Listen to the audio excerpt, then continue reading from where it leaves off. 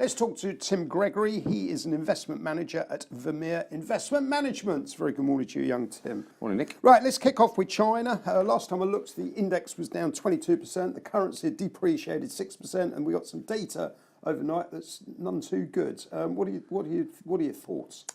Well, I think that obviously, there's been a big sell-off in the Chinese stock market, and a lot of businesses, related to China around the world. So a lot of investment ideas and stocks that have been running hot until a few weeks or months ago, that have all been related to the long-term view about China shifting away from just an outright growth policy, fixed asset investment, to a more considered high quality but probably lower growth trajectory. I mean, the reality is economic growth in the first half of the year was 6.7%, absolutely in line with what people thought. I think there were some of the data in industrial production was weaker than expected, but retail spending continues apace. And actually, there's always a risk with this data that it's, you're already looking at second quarter data, Yep. which is backward looking.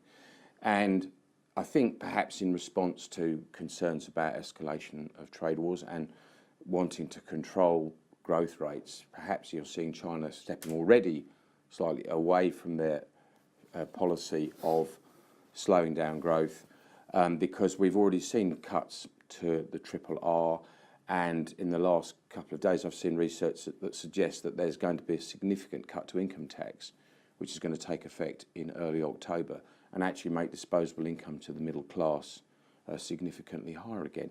So I think one's got to be careful between getting caught up in the second quarter data, which clearly was a bit soft, and people are concerned about escalating trade wars and what that means and the depreciation of the currency and all those factors. And at some point, I think one should refocus to the long term, which is this story of China having a higher quality growth, much more focus on pollution control.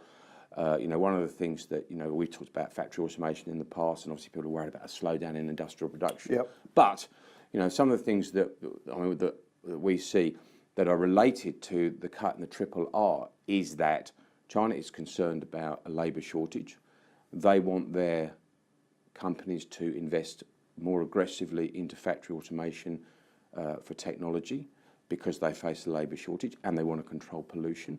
So actually, we see some of these policies as designed to re-accelerate growth in the second half of this year, specifically targeted. Clearly, if there's been cuts in income tax, that's clearly targeted to improve consumer spending Yep. again. So we wouldn't be panicking about the Chinese situation, but we fully acknowledge that it's difficult in the short term, and time is on your side when you've got this noise going around. And we're in the middle of the summer, markets have had a good run, and I think this time is on your side. But I think there are some good opportunities to invest in the China story again for the longer term investor. Understood. Let's talk about Netflix. Down 14%. Yeah. Slower numbers and sign-ups. Okay, did you know that basically Netflix, in terms of bandwidth, take 20% of the global bandwidth? I was told last night. I didn't know that. There you go. But it's an illustration of how far such a young company has come in a short space of time. And the disappointment focuses on the fact that they only added 5 million new subscribers in 3 months to a subscriber base of 130 million. And with Netflix, and we're longer term believers in Netflix, and the shares are going to be hit hard today, and they've doubled. So, it's been a phenomenal performing share.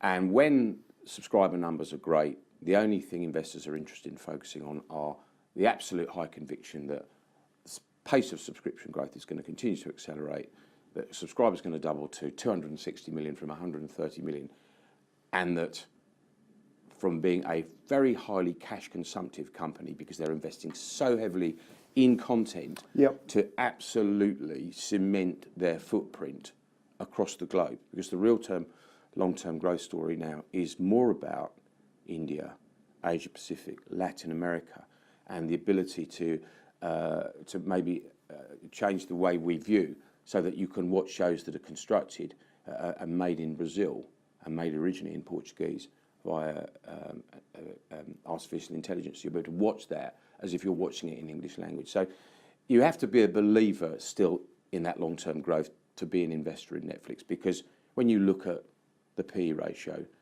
the EBITDA multiple, they are, of course, really extreme. So inevitably, on a disappointing day like this, shares are going to be under pressure.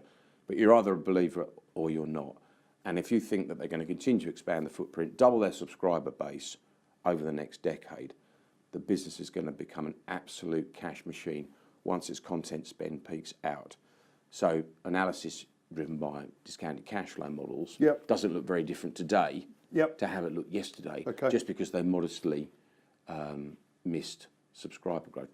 But that's not going to count for anything today. Stock's going to be poor, for sure. Understood. And probably, you know, there's time on your side, because actually there traditionally has been a seasonality to Netflix's subscriber growth. And the second and third quarter are traditionally the slower growth quarters. Right. So the company, by their own admission, have forecasted too aggressively the second quarter, and now perhaps are guiding the third quarter, hopefully a little bit conservatively.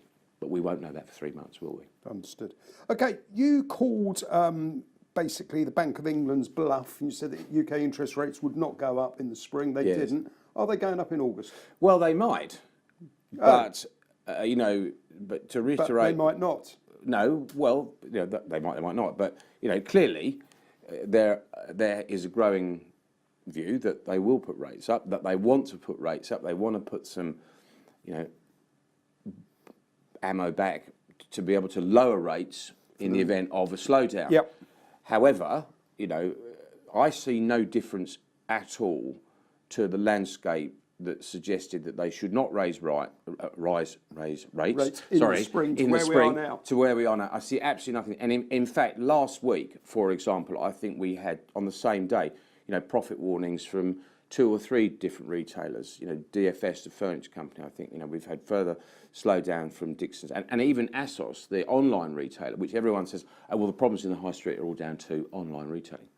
Well, actually, one of the companies that warned last week was ASOS. So, I mean, well, not warned, but indicate the slower rate of growth in the market was suggesting. So, you know, I don't see any difference to the economic landscape in the UK. I don't see anything that is going to help the economy by putting rates up.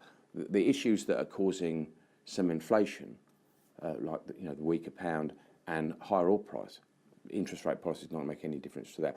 So I wouldn't be putting rates up. It may well be that the MPC disagrees with that. I think it'd be a mistake to put rates up, but they might. Tim, on that note, thank you very much indeed. Thanks.